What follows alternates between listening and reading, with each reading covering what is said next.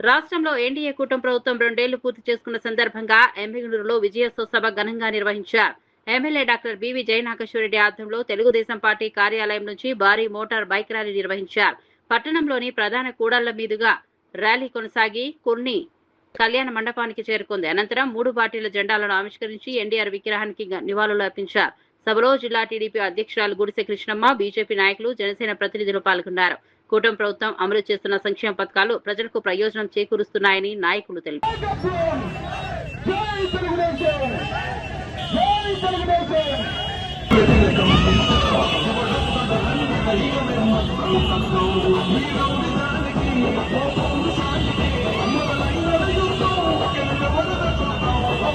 MLA గారి ఆధ్వర్యంలో కూటమి అధినేత నాయకులతో కలిసి బ్రహ్మాండమైన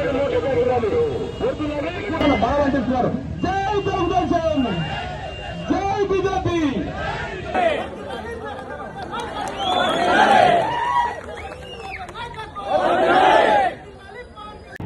అధ్యక్షురాలు శ్రీమతి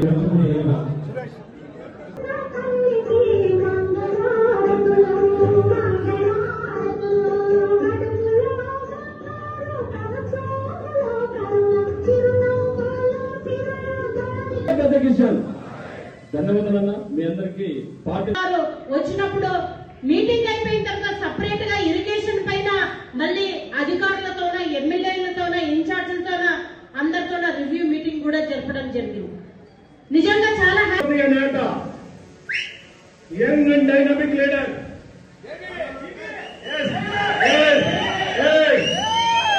మన గౌరవ శాసనసభ్యులు బివి జయనాగేశ్వరరెడ్డి గారి ఆధ్వర్యంలో మనం ఇంత గొప్పగా ఈ కార్యక్రమం చేసుకోవటం ఇదంతా మన అందరూ అదృష్టంగా భావిస్తున్నాము. ఈ రోజు ఈ 2 సంవత్సరాల సక్సెస్ ని జిల్లాలో ఏ నియోజకవర్గం కూడా చేసుకోవడంత గ్రాండ్ గా అద్భుతంగా మనం ఈరోజు చేసుకోగలుగుతున్నాము. నాయకుడు నారా చంద్రబాబు నాయుడు గారు, నారా లోకేష్ బాబు గారు, డిప్యూటీ సీఎం పవన్ కళ్యాణ్ గారు, నరేంద్ర మోడీ గారి నాయకత్వంలో మన కూటమి పార్టీల విజయోత్సవ సభని ఏర్పాటు చేయాలన్నప్పుడు ఈరోజు ఎమ్మిగనూరు నియోజకవర్గంలో వేదిక ఎందుకు మమ్మల్ని గొడ్డలి పార్టీ అంటారు, గొడ్డలి పార్టీ అంటారు, గొడ్డలి పార్టీ అంటారు. రాష్ట్రంలో గుర్తు చేసుకుంటే కోడికత్తి అంటే గుర్తొచ్చేది గొడ్డలి పార్టీ, గులకరాయి అంటే గుర్తొచ్చేది గొడ్డలి పార్టీ, గొడ్డలంటే గుర్తొచ్చేది గొడ్డలి పార్టీ. మరి నేను గొడ్డలి పార్టీ లాగా ఏ పార్టీ అనాలి?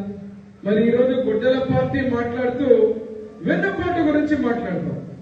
నీ వెన్నుపోటు అన్నప్పుడు 5 సంవత్సరాలు నాకు ఒక్క అవకాశం ఇవ్వాలంటే 5 సంవత్సరాలు ప్రజలందరూ కూడా బడుగు బలహీన వర్గాలు, ఎస్సీ ఎస్టీ మైనారిటీలు, అన్ని వర్గాలు, అన్ని వర్ణాలు కలిపి మిమ్మల్ని అధికారంలో తీసుకొని వస్తే ఏం చేశారు? మీరు ఏం చేశారు? 5 సంవత్సరాలు వెన్నుపోటు అని మాట్లాడేటువంటి నీ తలపోటుని తెచ్చి ప్రజలందరికీ ఇబ్బంది పెడితే నీ తలపోటును భరించలేక, మీ యొక్క అరాచక పాలన తట్టుకోలేక ఇప్పుడే వేదిక మీద వాళ్ళందరూ మాట్లాడారు. ప్రతి ఒక్క వర్గానికి నేను పేర్లు చెప్పుకుంటూ పోతే చాలా ఉంది.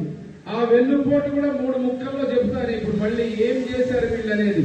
మరి దాని రోజు తట్టుకోలేక ప్రజలందరూ కూడా 151 సీట్లు మీకు ఇస్తే మధ్యలో 5 ఎగరగొట్టి ఇటుపక్క 1 ఇటుపక్క 1 మిగిల్చి 11 సీట్లకు కుదించారు మిమ్మల్ని. ఎలక్షన్ల ముందు రాయలసీమలో చంద్రబాబు నాయుడు గారు అడుగు పెట్టలేరు అని మాట్లాడినప్పుడు ఎమ్మెగనూరు గడ్డ మీద ఆ రోజు ప్రతిపక్షంలో చేసిన సభ రాష్ట్రమే దిమ్మ తిరిగిపోయింది. మళ్ళీ రేపు మనం ఎమ్మెగనూరులో అతి త్వరలో చేసే సభ ఏమిటంటే మన యువ నాయకుడు నారా లోకేష్ బాబు గారు ఎమ్మెగనూరు వచ్చే కార్యక్రమం అంటే విశ్వవిఖ్యాత నందమూరి తారక రామారావు గారి విగ్రహాన్ని, ఆ తండ్రి టీవీ రామారెడ్డి గారి విగ్రహాన్ని పెట్టేటువంటి కార్యక్రమానికి అతి త్వరలోనే మీకు డేట్ కూడా చెప్తాం. దానికి తగ్గ కార్యక్రమానికి మనందరం సిద్ధంగా ఉండి మళ్ళీ ఎమ్మెగనూరు గడ్డ రాయలసీమలో కూటమి పార్టీ గాని అదేవిధంగా నారా లోకేష్ బాబు గారు వస్తే, నందమూరి వారసుడు నారా వారసుడు వస్తే ఎట్లున్నారా?